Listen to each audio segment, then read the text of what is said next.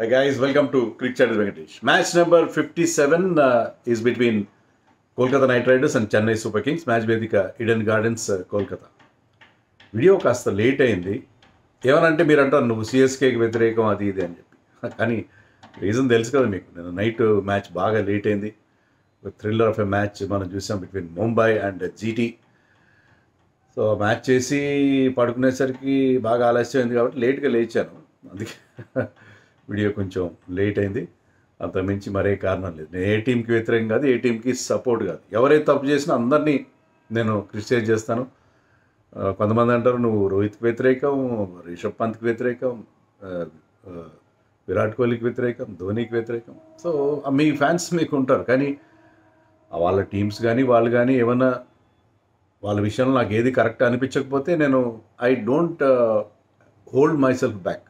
నేను వెనక్కి తగ్గేది ఏం లేదు. క్రిటిసైజ్ చేసేప్పుడు అందరినీ క్రిటిసైజ్ చేస్తాను. పలాని ప్లేయర్ పలాని ఫ్యాన్స్ నొచ్చుకుంటారు, వాళ్ళ మనోభావాలు దెబ్బతింటాయి అనేది అలాంటి ఫీలింగ్స్ ఏమి నాకు ఉండే పరిస్థితి లేదు. రెగ్యులర్గా నా ఛానల్ ఫాలో అయ్యే వాళ్ళకి అందరికీ అది అర్థమవుతుంది. ఎందుకంటే ఐపీఎల్ టైంలో కొంతమంది కొత్త వాళ్ళు ఛానల్ చూస్తారు, వాళ్ళ దగ్గర నుంచి ఎలాంటి కంప్లైంట్స్ వస్తుంటాయి.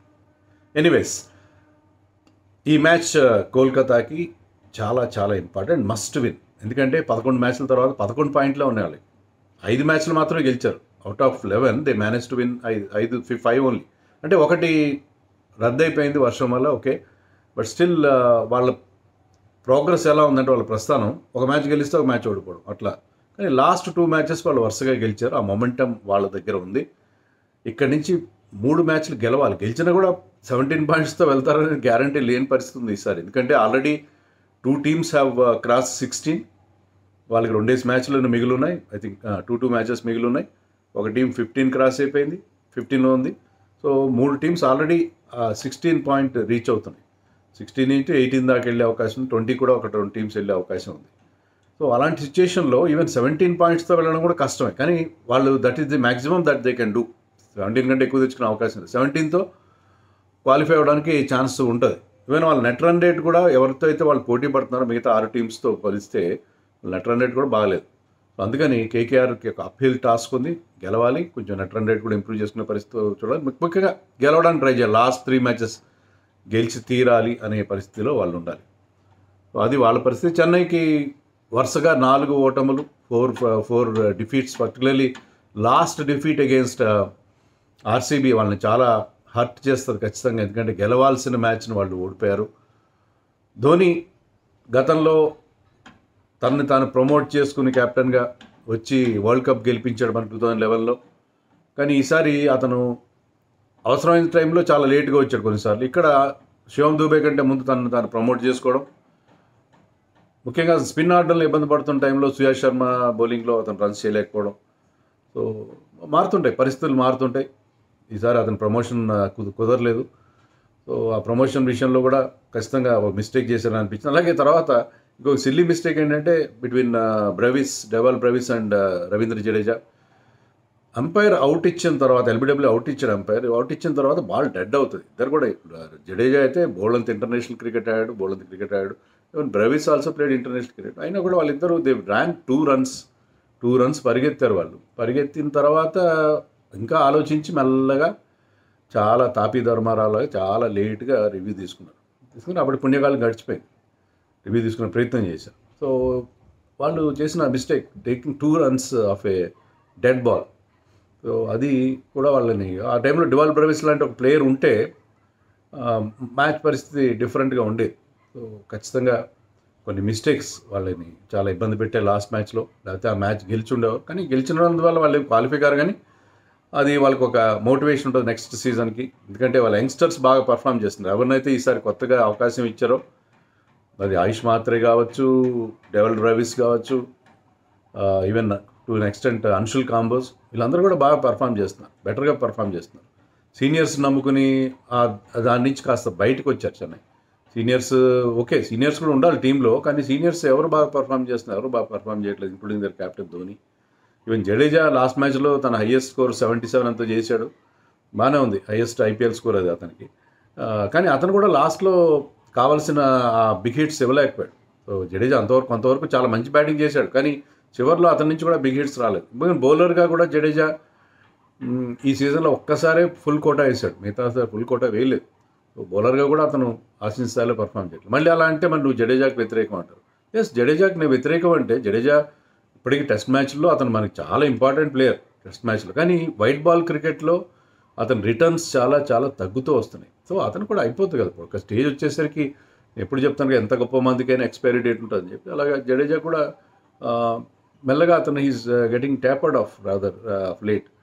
సో వాళ్ళకి జనరల్గా ఈవెన్ అశ్విన్ ట్రై చేశారు స్టార్టింగ్లో, అశ్విన్ కూడా ఫెయిల్ అవ్వడం. Sachin Ravindra basically test player, అతన్ని ట్రై చేయడం, ఇలాంటి చాలా చాలా మిస్టేక్స్ చెన్నై చేశారు. కానీ ఇప్పుడు కాస్త జోష్ తీసుకొస్తున్నారు. జోష్ అలాగే ఉర్విల్ పటేల్ని లేటెస్ట్గా జాయిన్ చేశారు. సో అది ఎంతవరకు కరెక్టు, అలాగా లాస్ట్లో ఈ రీప్లేస్మెంట్స్ అనేది పక్కన పెడితే నెక్స్ట్ సీజన్కి వాళ్ళకి చాలా పనికొచ్చే player. Keeper batsman Syed Mushtaq Ali కూడా హైయెస్ట్ నెంబర్ ఆఫ్ సిక్సెస్ కొట్టాడు. ఫాస్టెస్ట్ T20 100 జాయింట్ రికార్డు ఉంది ఇండియన్కి. అతనికి చాలా చాలా ఎక్సైటింగ్ బ్యాటింగ్ చేస్తున్నాడు అతను. సో ఉర్విల్ పటేల్ని స్ట్రైట్ అవే వాళ్ళు మ్యాచ్లో ఆడించే అవకాశం ఉంది. ఎందుకంటే వాళ్ళకి దీపక్ హుడాలు, విజయ్ శంకర్లు, రాహుల్ త్రిపాఠీలు అందరూ ఫెయిల్ అవుతున్నారు కాబట్టి వాళ్ళు ఎవరొకరు ప్లేస్లో అక్కడ ఒక స్లాట్ ఖాళీగా ఉంది. ఆ స్లాట్లో ఉర్విల్ పటేల్ని ఆడించి అతన్ని ఈవెన్ నెంబర్ 3లో శామ్ కరన్ ఆడిస్తున్నారు, కానీ అది నెంబర్ 3లో పంపించే అవకాశం ఉంది. ఉర్విల్ పటేల్ని నెక్స్ట్ సీజన్ కోసం అతన్ని ఇప్పటి నుంచి రెడీ చేసి ప్రయత్నం చేస్తారు. ఖచ్చితంగా ఈ మ్యాచ్లో ఆడిస్తారని అనుకుంటున్నాను. మిగతా వాళ్ళు కూడా ట్రై చేయొచ్చు వాళ్ళు, ఎందుకంటే రామకృష్ణ ఘోష్, కమలేష్ నగర్, కోటి ఇలాంటి ప్లేయర్స్ ఉన్నారు వాళ్ళు. మీరు వాళ్ళకు కూడా అవకాశం ఇవ్వండి, వాళ్ళకు కూడా అవకాశం ఇచ్చి టెస్ట్ చేయండి. వాళ్ళు పనికొస్తారా అంటే వాళ్ళని అట్టే పెట్టుకోండి, లేకపోతే వాళ్ళని రిలీజ్ చేసి try to get some other players in the next option. So అలాంటి ఒక కొత్త స్ట్రాటజీతో వెళ్ళాలి. కొంచెం కొంచెం చేంజ్ తీసుకురావాలి. చేంజ్ అనేది చాలా అవసరం, ఎందుకంటే ఏదికి వాళ్ళు కలిసి రావట్లేదు. వరుస ఓటముల నుంచి వాళ్ళు బయటపడాలంటే దే షుడ్ డూ సంథింగ్. అలాగే వరుసగా మరొక ఓటమి కోసం ఎక్కువ ప్రయోగాలు చేసి మరొక ఓటమి వస్తుందన్న ఫీలింగ్ కూడా ఉంటుంది. బట్ స్టిల్ ఒక ఓటమి వచ్చినా పర్వాలేదు, they should try to blood యంగ్స్టర్స్కి అవకాశం ఇస్తే బాగుంటుంది అని అనుకుంటున్నాను. సో చెన్నైలో ఆ మార్పు ఉండొచ్చు, ఉర్విల్ పటేల్ని తీసుకురావచ్చు, అంతకంటే పెద్ద మనం ఎక్స్పెక్ట్ చేయాలి. లాస్ట్ మ్యాచ్ తర్వాత ధోని అన్నాడు యార్కర్స్ ప్రాక్టీస్ చేయాలి అని చెప్పి, ముఖ్యంగా ఖలీల్ని ఉద్దేశించి అని ఉండొచ్చు. ఖలీల్ బేసికలీ ఏంటంటే అతను పవర్ ప్లే బౌలర్గా అతను ఆడుతున్నాడు. అతని death bowling is not his forte. So అతన్ని తప్పుపడడానికి లేదు యాక్చువల్గా. సో ఒక ఖలీల్ ప్లేస్లో మరి ఇంకెవరు డెత్ బౌలింగ్ చేస్తారు? Sam Curran used to bowl well in the death. అతను మంచి చేంజ్ ఆఫ్ పేస్ యూజ్ చేస్తాడు. మరి శామ్ కరన్ అనే యూజ్ చేసుకోవాలి. లాస్ట్ మ్యాచ్లో ఖలీల్కి బౌలింగ్ ఇవ్వడం అది వాళ్ళకి వికటించింది. అంటే అప్పుడు రొమారియో షెపర్డ్ ఉన్నాడు కాబట్టి అలాంటి అతన్ని ముందు ఎవరు బౌలింగ్ వేసినా the kind of mood that he was in, ఎవరినైనా కొట్టేస్తాడు అక్కడ. ఎందుకంటే మతీషా పతిరానా మొదటి 3 ఓవర్లు బ్రహ్మాండంగా వేశాడు, కానీ అతను when he faced Romario shepherd అతను కూడా meant for lot of runs. So ఒక్కసారి మీరు అలాంటి ఒక బిగ్ హిట్టర్ చేతిలో పడితే మీరు ఏం చేయలేరు. బౌలర్ ఎక్కడ బాల్ వేసినా కొడతాడు. కానీ ఖలీల్ ట్రైడ్ డిఫరెంట్ డెలివరీస్, అన్నింటినీ కొట్టాడు, ప్రతిదాన్ని బౌండరీ పంపించాడు. సో అలాంటి ఒక సిచ్యుయేషన్ ఎదురవుతుంది. That you cannot escape from that. But Dhoni చెప్పినది యార్కర్స్ ప్రాక్టీస్ చేయాలని చెప్పి, మరి ఈ మ్యాచ్లో యార్కర్స్ చేస్తారా వాళ్ళు? లైక్ పతిరానా కూడా మరింత ఈ సీజన్లో అతను కూడా మొత్తం అంటే ఏది కలిసి రాలేదు చెన్నైకి ఏది కలిసి రాలేదు. ఇన్ఫ్యాక్ట్ లాస్ట్ మ్యాచ్లో Noor Ahmad and Pathirana bowled really well up to that point, last 2-3 ఓవర్లు మినహాయిస్తే. సో అది పరిస్థితి చెన్నైకి సంబంధించి. కేకేఆర్లో మార్పులు ఉంటాయి వాళ్ళకి. ఒక ఓవర్స్లెస్ స్లాట్ విషయంలో చాలా స్పెన్సర్ జాన్సన్ ట్రై చేశారు, ఆండ్రిక్ నోకియా 1-2 మ్యాచ్లు ఆడినట్టున్నాడు, మొయిన్ అలీ, రోమన్ పవల్ అందరినీ మారుస్తూ ఉన్నారు. కానీ ఒకవేళ స్పిన్కి అనుకూలిస్తుందంటే they might go with Moeen Ali. లేదు పేస్కి బాగుంటుందంటే మరి ఆండ్రిక్ నోకియాని తీసుకొస్తారా, లేకపోతే ఎక్స్ట్రా బ్యాటింగ్ ఆప్షన్గా పవల్ని కంటిన్యూ చేస్తారా? అది వాళ్ళకి depends on the nature of the pitch. ఒకవేళ పిచ్ కనుక స్పిన్నర్స్కి అంత హెల్ప్ లేదనుకుంటే they might go with Rovman Powell అని అనుకుంటున్నాను నేను. ఎందుకంటే వాళ్ళకి బ్యాటింగ్లో డెఫినెట్గా మిడిల్ ఆర్డర్లో కాస్త డొలతనం. కానీ లాస్ట్ మ్యాచ్లో they have sent Russell ahead of Venkateshwar, అది వాళ్ళకి కలిసి వచ్చింది. వెంకటేశ్వర్ ఇక్కడ ముందు నెంబర్ 5 పంపిస్తే 50 కొట్టాడు. సో వెంకటేశ్వర్ ఫామ్లో లేడు కాబట్టి అతను కాస్త వెనక్కి నెట్టి I think they might use Russell మరింత ఎక్కువ ఎఫెక్టివ్గా. లాస్ట్ 2-3 మ్యాచెస్లో మనం చూస్తున్నాం క్యారిబియన్ ప్లేయర్స్ చాలా బాగా ఆడుతున్నారు. అది షెపర్డ్ కావచ్చు, రూదర్ఫర్డ్ కావచ్చు, రస్సల్ కావచ్చు. సో ఐ థింక్ కేకేఆర్లో ఒక్క మార్పు ఉండే అవకాశం ఉంది, Powell coming back in place of Moeen Ali. Pitch ఎలా ఉంటుంది? ఈ పిచ్ ఏంటంటే పంజాబ్తో జరిగిన మ్యాచ్, రద్దయిపోయిన మ్యాచ్. పంజాబ్ ఫస్ట్ బ్యాటింగ్ చేసి 200 చేశారు ఆ పిచ్ పైన. గుడ్ ఫర్ బ్యాటింగ్, బట్ కొంత స్పిన్నర్స్కి హెల్ప్ ఉంటుంది అక్కడ, కొంత స్పిన్నర్స్కి హెల్ప్ ఉంటుంది. అది పరిస్థితి. స్పిన్ బౌలింగ్ స్పిన్నర్స్కి కొంత హెల్ప్ ఉండే అవకాశం కనిపిస్తుంది మనకి ఆ పిచ్ పైన. సో ఎక్కువ మంచి స్కోర్లే వస్తున్నాయి ఇక్కడ మీకు. ఈడెన్ గార్డెన్స్లో బిగ్ స్కోర్సే వస్తున్నాయి, మరీ 250 అలా కాకపోయినా మంచి స్కోర్లే వస్తున్నాయి. చూడాలి మరి ఏమవుతుందో. ఫస్ట్ బ్యాటింగ్ చేసిన టీమ్స్ ఎక్కువసార్లు గెలిచాయి ఇక్కడ.